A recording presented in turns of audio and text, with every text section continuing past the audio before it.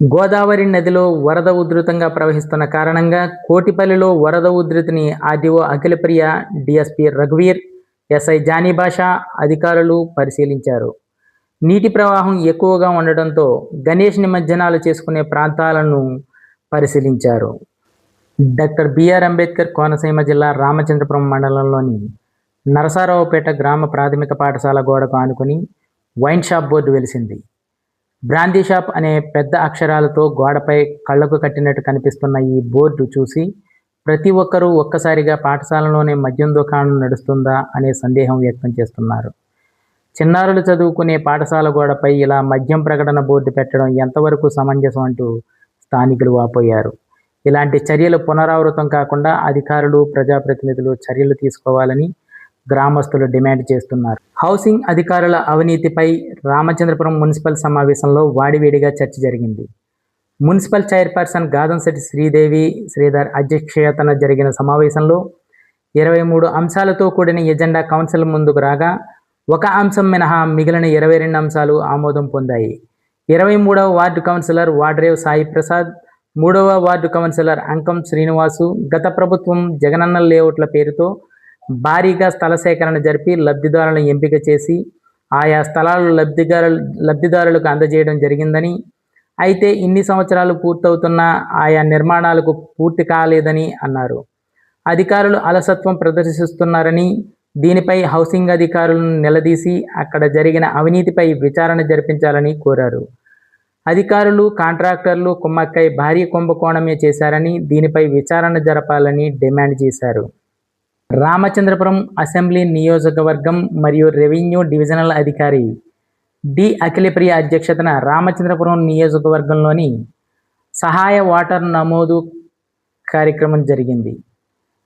ఈ కార్యక్రమానికి municipal commissioner, Ramachandrapuram తహసీల్దార్ కాజులూరు, కేగంగవరం మండలం తహసీల్దార్లు, డిప్యూటీ తహసీల్దార్లు,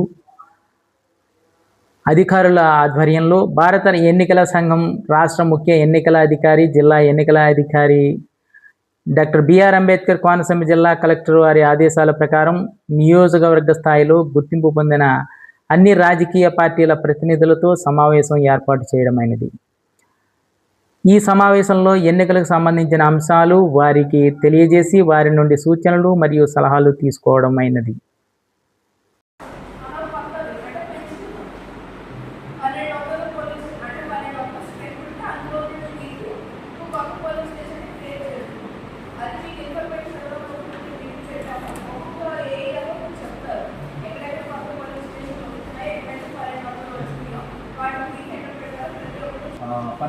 సమావేశానికి నియోజకవర్గంలో మండలాల వారీగా ఆన్లైన్లో వచ్చిన జనవరి 6, 2025 నుండి ఆగస్టు 30, 2025 వరకు వచ్చిన ఫారం 6 దరఖాస్తులు 364, ఫారం 7 దరఖాస్తులు 467 మరియు ఫారం 8 దరఖాస్తులు 663, మొత్తం 1494 క్లెయిమ్స్ వివరాలు పెండింగ్ వివరాలపై రాజకీయ పార్టీ ప్రతినిధులకు వివరణ ఇచ్చి కాపీలను అందజేసినారు.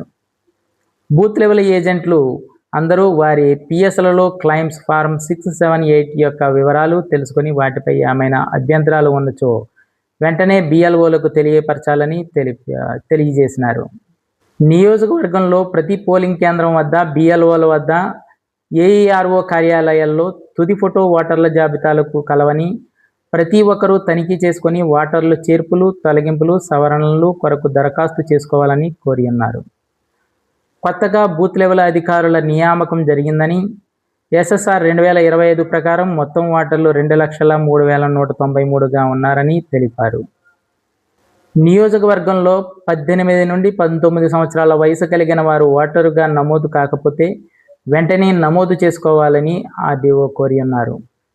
నియోజకవర్గంలో 1,200 ఓట్లు మించి ఎక్కువ ఉన్న పోలింగ్ స్టేషన్లు మండలాల వారీగా రామచంద్రపురం అర్బన్ 4, రామచంద్రపురం రూరల్ 2, కాజులూరు 2, మొత్తం 8 పోలింగ్ కేంద్రాలను రాజకీయ పార్టీల ప్రతినిధులతో సమావేశంలో చర్చించడమైనదని అన్నారు.